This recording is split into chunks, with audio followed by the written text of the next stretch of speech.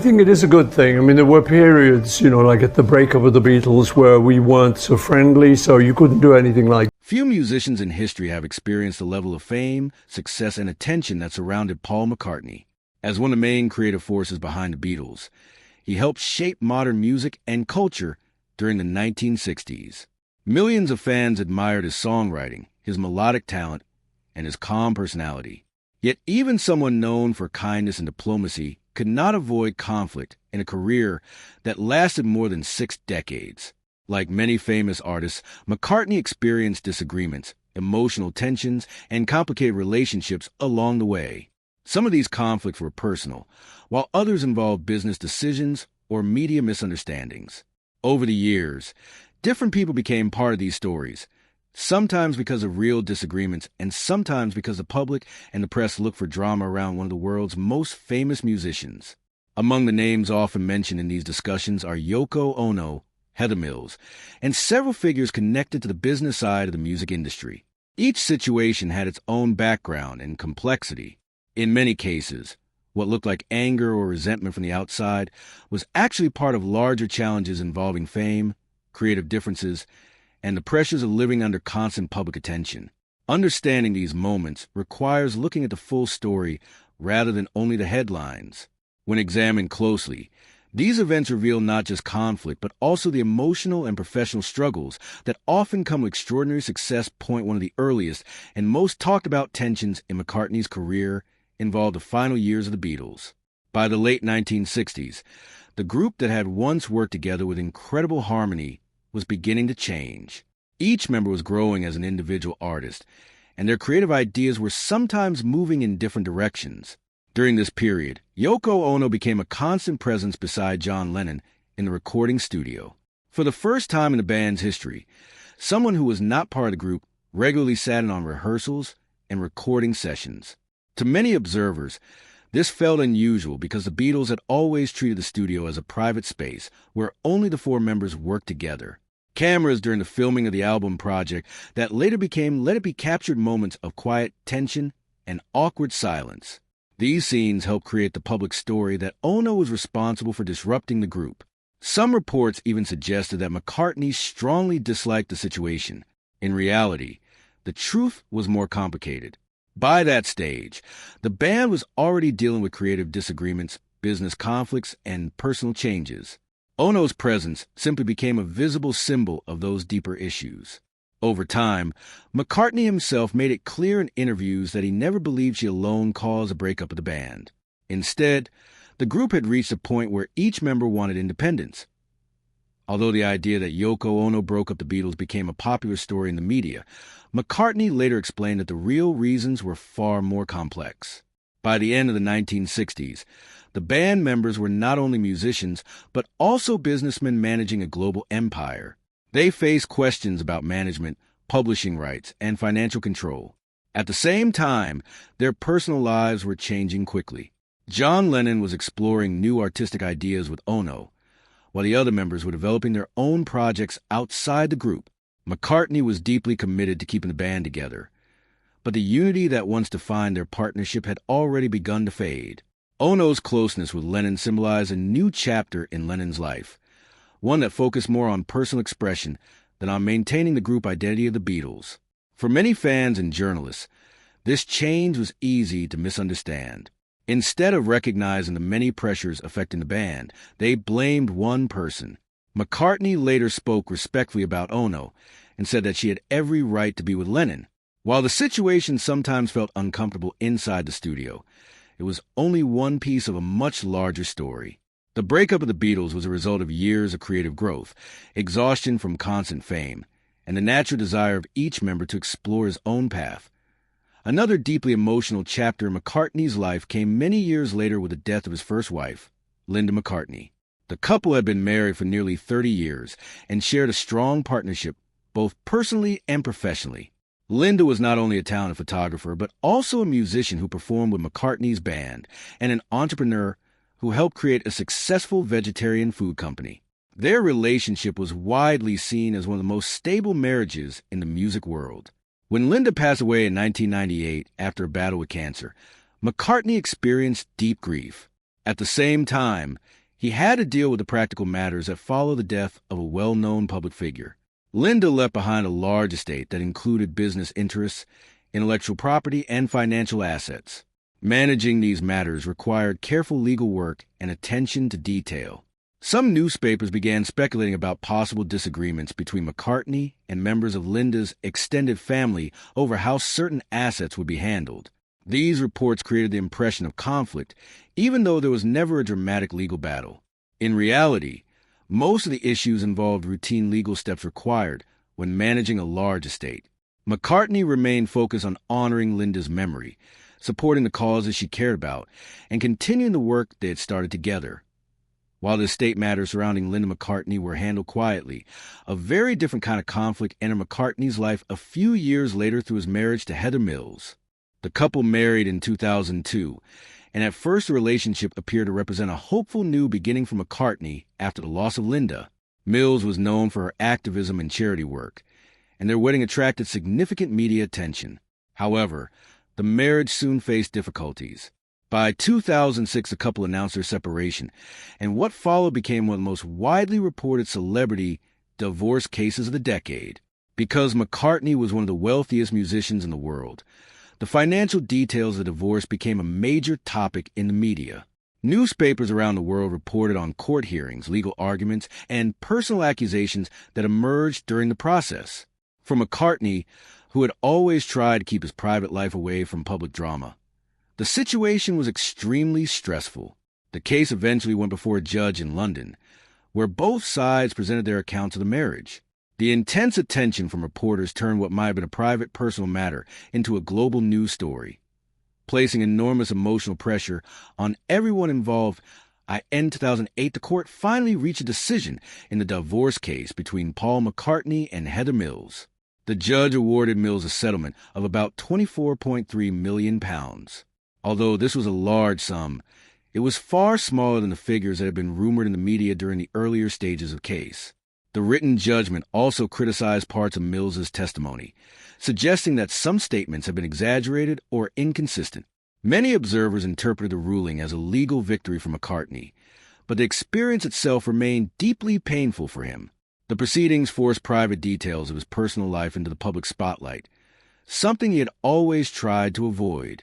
Throughout the divorce, McCartney generally chose not to respond to many of the claims made in interviews or newspaper stories. Instead, he focused on protecting his family and moving forward with his life. For a time, the intense coverage of the case overshadowed his musical achievements. Headlines that once celebrated his songwriting now focus on courtroom drama and financial disputes.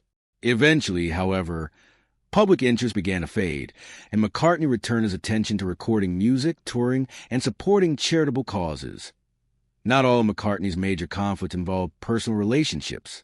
One of the most important battles of his later career centered on the ownership of songs he had written decades earlier with John Lennon. During the early years of the Beatles, publishing agreements were arranged in ways that were common at the time, but later proved disadvantageous for many artists. These agreements meant that the publishing rights to numerous Beatles songs were eventually controlled by outside companies. Over the years, the catalog passed through several different owners and eventually became part of Sony/ATV Music Publishing. Although McCartney continued to receive royalties and remained recognized as a songwriter, he did not control the publishing rights to much of the music he helped create. For an artist whose work had shaped popular culture around the world, this situation carried both financial and emotional significance. Ownership of music determines how songs can be used in films, advertisements, and other projects. It also represents control over an artist's creative legacy. For decades, McCartney expressed his hope that one day he might regain those rights through legal mechanisms available under copyright LAW. In 2017, McCartney took an important step by filing a legal action in the United States aimed at reclaiming some of the publishing rights to his songs. The case involved negotiations with Sony/ATV Music Publishing and relied on provisions within American copyright law that allows songwriters to recover certain rights after a specific number of years. Rather than becoming a long and bitter court battle, the dispute ended relatively quickly. Later that same year, both sides reached a confidential settlement. Although the exact terms were not publicly revealed, Reports suggested that McCartney successfully regained greater control over parts of his catalog in the United States. For him, this result represented the outcome of a long effort to protect the music he had created during the remarkable creative period of the 1960s. The case also drew attention to a larger issue affecting many musicians who had signed early contracts without fully understanding their long-term consequences.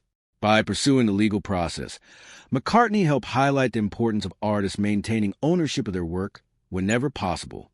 The resolution allowed him to move forward with renewed confidence that the songs he helped write would remain connected to his own legacy.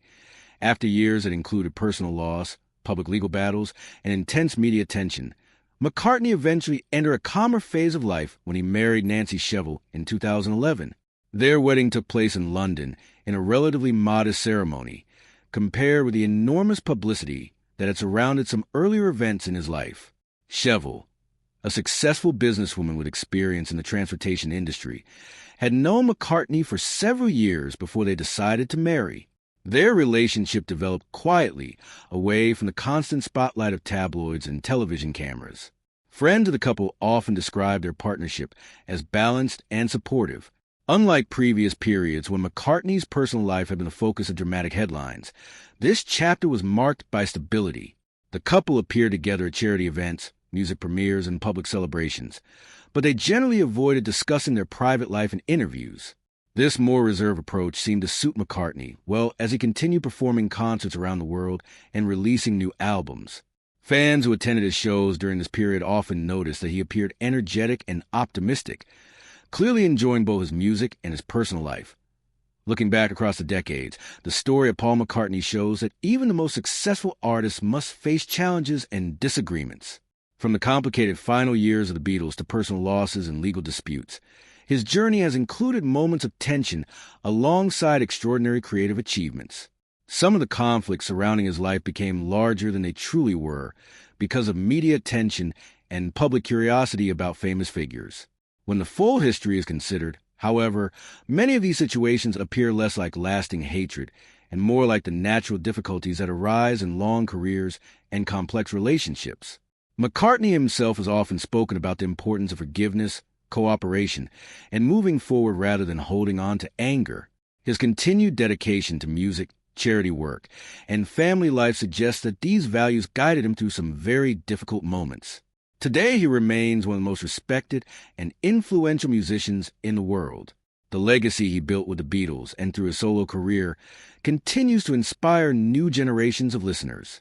While conflicts may have appeared along the way, they ultimately became small chapters within a much larger story of creativity, resilience, and lasting cultural impact. The complicated relationship between Paul McCartney and Yoko Ono remained a subject of public discussion long after the breakup of the Beatles. In the early years following the band's separation in 1970, fans and journalists often looked for someone to blame for the end of the group that had defined an entire era of music. Because Ono had become closely involved in the life and creative work of John Lennon, many people assumed she must have played a major role in the tensions that divided the band. This belief was repeated so frequently that it became part of popular culture. However, the real situation was far more complex. McCartney himself gradually clarified in interviews that the breakup resulted from many different factors rather than one single cause. The members of the Beatles had been working together under enormous pressure for years. Touring schedules, recording demands, business negotiations, and constant media attention had created a stressful environment. By the late 1960s, each musician wanted to explore new ideas and develop his own identity outside the group. Lennon was experimenting with avant-garde art and political activism with Ono, while McCartney was developing his own musical projects and interests. These changes meant that the four musicians no longer depended on each other in the same way they once had. Although Ono's presence sometimes made the situation more visible, she was not the root of the conflict. Over time, both McCartney and Ono expressed mutual respect in public statements, demonstrating that the tensions of the past had softened with age and perspective.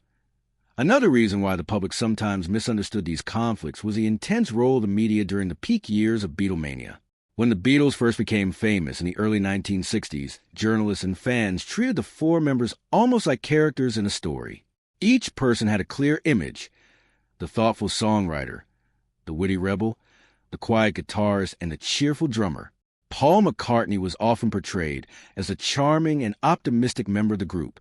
Because of this image, any suggestion that he might have serious disagreements with someone attracted extra attention. Newspapers and magazines sometimes exaggerated small moments of tension into dramatic headlines.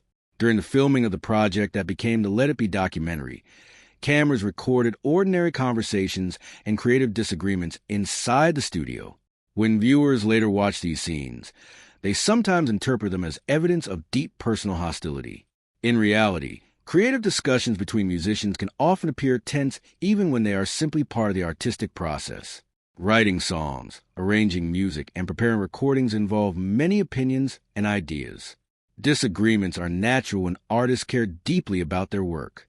The members of the Beatles were known for challenging each other creatively, which helped produce some of the most memorable music of the 20th century.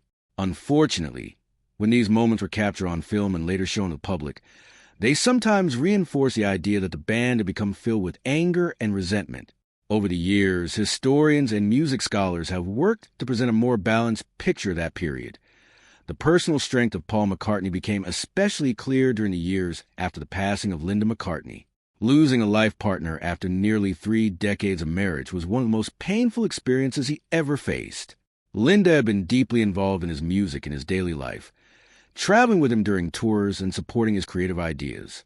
She was also a strong advocate for animal rights and vegetarian living, causes that the couple promoted together for many years.